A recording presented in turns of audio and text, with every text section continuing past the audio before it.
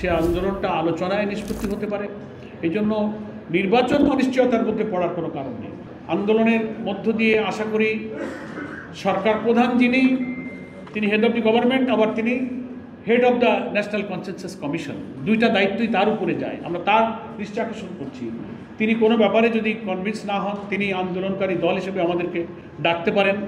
আমরা ওনাদের সামনে আমাদের যুক্তি উপস্থাপন করব, ওনারা আমাদেরকে বুঝাবেন, আলোচনার টেবিলও এটা নিষ্পত্তি হতে পারে, সে সুযোগ রয়ে গেছে। সেই কারণে আমরা আমাদের কর্মসূচির মধ্য দিয়ে সংশ্লিষ্ট কর্তৃপক্ষ এবং দেশবাসী জনগণকে আমরা ম্যাচিউর করছি এবং এই আন্দোলনের দাবি ইনশাল্লাহ পূরণ হবে। আমরা সেই আশাতেই আন্দোলন কন্টিনিউ করে যাচ্ছি। ওনার মন্তব্য সেই ব্যাপারে আমরা এখনই এই মুহূর্তে উনি এখনো দেশে ফেরেননি।